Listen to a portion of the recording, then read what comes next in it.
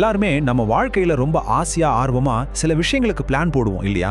ஆனா நம்ம போட்ட பிளான் அப்படியே நடக்காம போகும்போது எப்படி இருக்கும்? அந்த ஏமாற்றத்தையும் திடீர்னு வர மாற்றங்களையும் எப்படி அமைதியா ஏத்துக்கிறது? வாங்க இத பத்தி கொஞ்சம் ஆழமா பார்க்கலாம். யோசிச்சு பாருங்க. இந்த கேள்வி நம்ம எல்லாருக்குமே ரொம்ப பரிச்சயமான ஒண்ணுதான். ஒரு நாள் சூப்பரா இருக்கும்னு நினைச்சு ஆரம்பிப்போம். ஆனா திடீர்னு ஏதோ ஒண்ணு நடந்து நம்ம மொத்த பிளானையும் தலைகீழா மாத்திடும். அப்போ நமக்குள்ள கோபம், விரக்தி, சோகம்னு ஒரு உணர்ச்சி புயலே அடிக்கும். அந்த மாதிரி ஒரு சூழ்நிலையில நம்ம பொதுவா என்ன செய்றோம்? வாங்க ரெஹான்னு ஒரு சின்ன பையனோட கதைக்குள்ள போலாம். அவன் அன்னைக்கு ரொம்ப குஷியா இருந்தான். ஏன்னா அவங்க அப்பா அவனை பார்க்குக்கு கூட்டிட்டு போறேன்னு ப்ராமிஸ் பண்ணியிருந்தார். ஆனா ஜன்னல் வழியா வெளியில பார்த்ததும் அவனோட மொத்த சந்தோஷமும் காத்துல கரைஞ்சு போச்சு. முகம் அப்படியே வாடி போச்சு. காரணம், வெளியில பேய் மழை கொட்டிட்டு இருந்துச்சு. அந்த ஏமாற்றம் நம்ம எல்லாருக்குமே தெரிஞ்ச ஒரு உணர்வு தான் இல்லையா? ரெஹானோட சோகத்தை பார்த்து அவங்க அப்பா அவனை சமாதானப்படுத்தினாரு. ஆனா அவர் சொன்ன பதில் இருக்கே, அது வெறும் சமாதானம் அல்ல. நாம இந்த மாதிரி சூழ்நிலைகளை பார்க்கிற விதத்தையே மாத்தக்கூடிய ஒரு ஆழமான பார்வை அது. ரெஹானோட அப்பா சிரிச்சுக்கிட்டே சொன்ன அந்த பதில் ரொம்ப சிம்பிள் ஆனா பவர்ஃபுல். அவர் சொன்னது இதுதான்: நம்ம பிளானுக்கு மேல ஒரு பெரிய பிளான் இருக்கு. அந்த பிளானை போடுற பாஸ் வேற ஒருத்தர் இருக்காரு. இது நம்ம கட்டுப்பாட்டை மீறி ஒரு பெரிய சக்தி ஏங்கிட்டு இருக்குங்கிற ஆழமான உண்மையை நமக்கு புரிய வைக்குது. அந்த அப்பா சொன்ன அந்த சிம்பிளான வார்த்தை அது எவ்வளோ பெரிய ஒரு ஆன்மீக உண்மையோட கனெக்ட் ஆகுது பாருங்க. நம்மளோட ஒவ்வொரு ஆசையும் ஒவ்வொரு திட்டமும் ஒரு பிரம்மாண்டமான தெய்வீக திட்டத்தோட ஒரு சின்ன பகுதி தான். நம்ம விருப்பம் மட்டுமே கடைசி முடிவு கிடையாது.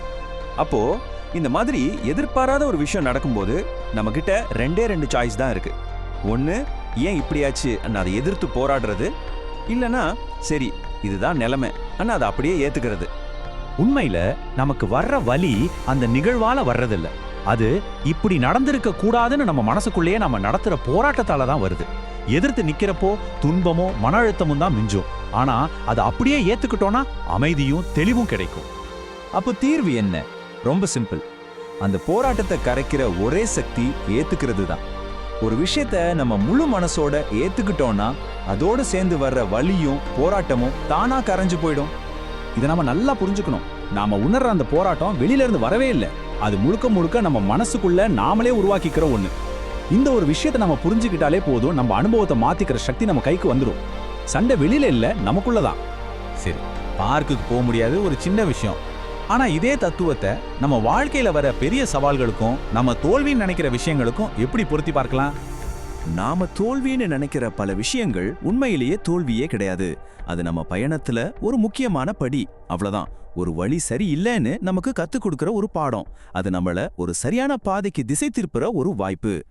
இது ஒரு பிசினஸ் தோல்வியா இருக்கலாம், இல்ல ஒரு பர்சனல் ஏமாற்றமா இருக்கலாம். எதுவா இருந்தாலும் இந்த படிகளை நாம ஃபாலோ பண்ணலாம்.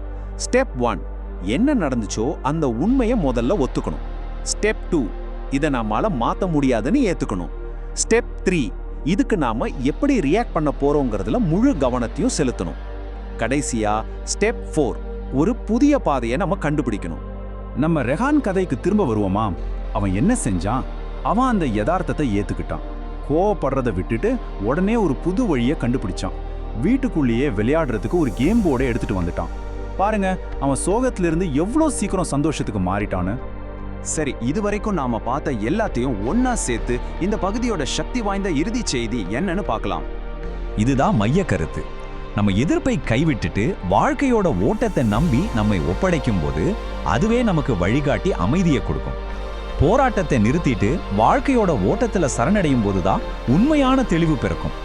கடைசியா ரெஹானோட கதையிலிருந்து வர்ற இந்த அருமையான செய்தியோட முடிக்கலாம். நம்ம மனசுக்குள்ள தெளிவும் அமைதியும் வந்துட்டா வெளி உலகம் எவ்வளோ குழப்பமா இருந்தாலும் சரி, அது நம்ம கட்டுப்பாட்டுல இருக்கிற மாதிரி தான் நாம உணர்வோம். இந்த ஒரு கேள்வியோட இந்த உரையை நான் முடிக்கிறேன். உங்களுக்கு வர்ற ஒவ்வொரு சவாலையும் ஒரு முட்டுக்கட்டையா பார்க்காம அது உங்களை ஒரு சிறந்த பாதைக்கு திசை திருப்புற ஒரு வாய்ப்புன்னு பார்த்தா உங்க வாழ்க்கையில என்னென்ன அற்புதங்கள் நடக்கும்னு யோசிச்சு பாருங்க.